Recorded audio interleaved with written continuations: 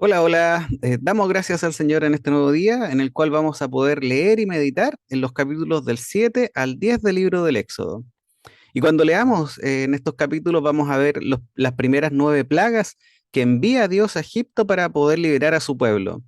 Vamos a comenzar leyendo algo muy particular. Dice, tú serás Dios para Faraón. Así le dice Dios a Moisés. Moisés iba a recibir de Dios la autoridad y el poder milagroso para poder representar a Dios frente a Faraón y así poder dar señales y poder liberar a su pueblo. En estos capítulos vemos cómo al fin Moisés es liberado de sus temores. Ya no plantea objeciones, sino que parece ser fortalecido en la fe. Hace su tarea con valentía y sigue adelante con perseverancia. A diferencia de lo que leímos ayer, donde planteaba objeciones y podíamos ver su temor, hoy día vemos fe de parte de Moisés. En estos capítulos, quizás una de las cosas que más nos llamará la atención es que nos dice que Dios dice, yo endureceré el corazón de Faraón. Y entonces yo me quiero detener hoy día un poco en este punto. Quiero intentar que usted escuche algo que creo que nos va a ayudar a comprender a qué se refiere con que va a endurecer el corazón de Faraón. Espero que esto funcione. Escuche. Les voy a propósito, la palabra rey en hebreo, ¿saben cómo se dice rey? Melech, Melech se dice. Ahora, cerebro se dice moach, corazón se dice lev y entrañas se dice kelayot. Las iniciales forman la palabra melech, moach, lev, kelayot, melech. Si uno pone primero la racionalidad, luego los sentimientos y luego los placeres, uno es un rey. Pero si uno pone primero el corazón, o sea, primero las pasiones, primero la emoción, luego pone la cabeza y luego pone las entrañas, eso es un lemech. Lemech es un tonto. Entonces hay que ser melech y no lemech. O sea, poner primero la razón para en verdad ser un rey, dominarse uno mismo. ¿Por qué es importante esto? Porque lo que se plantea en el mundo de los judíos al respecto es que cuando Dios dice que endurece el corazón de Faraón, solo le está ayudando a que tome decisiones racionales y no emocionales. Es decir, le está ayudando a que sus decisiones sean las que realmente quiere tomar, en este caso como un rey, es decir, un melech, y no llevadas por la emoción, las cuales más atribuidas a un impulso que a una decisión consciente, siendo así un tonto o un lemej. El centro del punto es que no es que Dios cambie la decisión del faraón, sino que es una decisión del faraón consciente y racional. De hecho, Martín Lutero dice algo similar al respecto. Lutero argumentaba de estos pasajes que se trataba de un endurecimiento pasivo y no activo.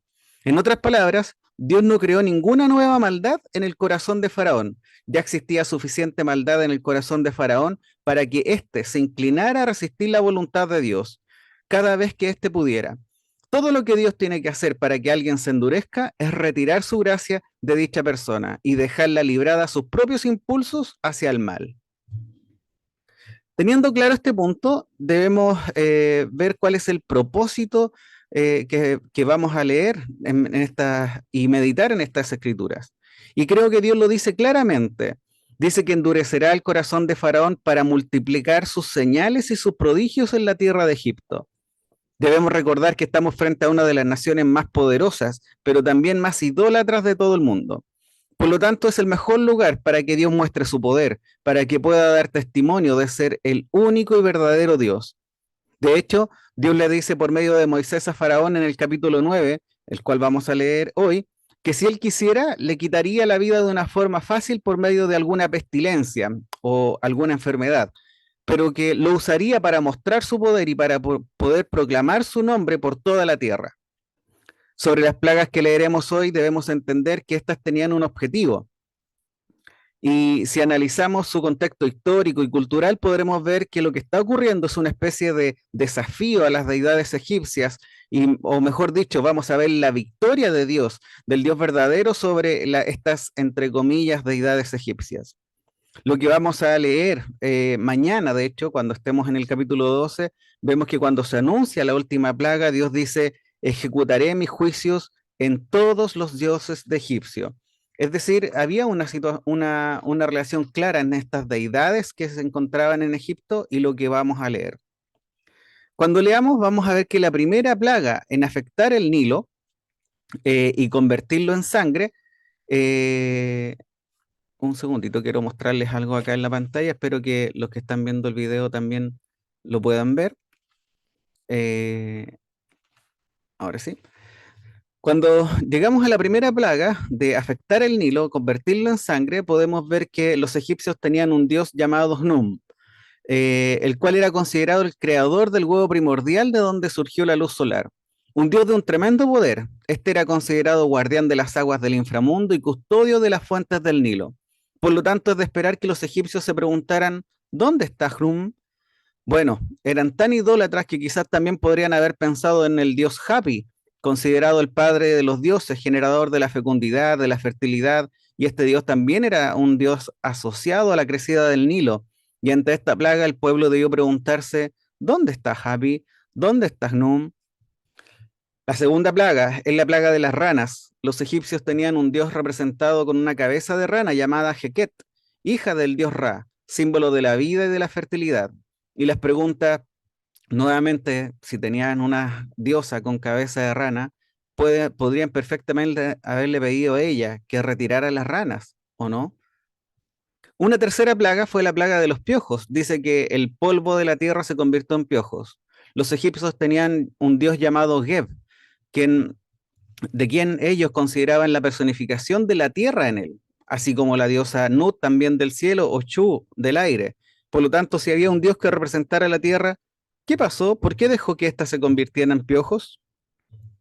Una cuarta plaga son los insectos, un momento ideal para que los egipcios pudieran pedir a la diosa del aire, Shu, que soplara y se llevara todos estos insectos, o pedir al dios Jepri, que era representado con un escarabajo en la cabeza y que se consideraba autocreado y símbolo de la vida eterna, que actuara y los defendiera en este ataque de insectos, ¿o no? La quinta plaga sobre la peste en el ganado era un momento ideal para que Apis, el toro sagrado, interviniera en la protección del ganado de los egipcios. Pero claramente nada pasó. O sobre la misma plaga, la diosa Hathor, quien con frecuencia era representada con una especie de casco con toros, con cuernos de toro o de vaca, porque era un símbolo de un carácter maternal o celestial, para que ésta hiciera aparición en defensa de los egipcios. También podríamos ver en la sexta plaga las úlceras. Qué doloroso debió ser, pero no había problema. Los egipcios también tenían una diosa que, si bien era considerada la diosa de la guerra y la venganza, también era considerada la diosa de la curación. Su nombre era Sekhmet, pero ya todos sabemos lo que pasó. O también podrían haber considerado en esta plaga a Imhotep, un sacerdote que dicen que se convirtió en un dios, el dios de la sabiduría y de la medicina según sus creencias. La séptima plaga, el granizo, un terrible acontecimiento, momento perfecto para acudir a Nut, la diosa de la personificación del cielo, la creadora del universo para los egipcios. Para ella podría haber sido muy fácil detener el granizo, pero ya sabemos lo que pasó. En esta octava plaga, las langostas, nuevamente, tal como ocurrió en las plagas anteriores, los dioses de Egipto se mantuvieron en silencio. Uno no puede menos que preguntarse qué habrán pensado aquellos adoradores de estos falsos dioses al ver semejante destrucción. ¿Dónde estaba Anubis, el dios con la cabeza de chacal y guardián de los campos? ¿O dónde estaba Osiris, el dios supremo de la agricultura? Una vez más, él, Isis, Set, Neper, Shu, el dios del aire, Amón, el dios de los vientos, todos fueron humillados por medio de esta plaga. En la novena plaga, las tinieblas, era el momento ideal para que uno de los dioses más venerados y poderosos de todo Egipto apareciera y los protegiera. El dios Ra, el dios de los cielos, el dios del sol, el dios del origen de la vida, símbolo de la luz solar, dios que representa al sol del mediodía en su máximo esplendor. Era el momento ideal para que éste hiciera defensa del pueblo egipcio. Pero ya todos sabemos que nada pasó.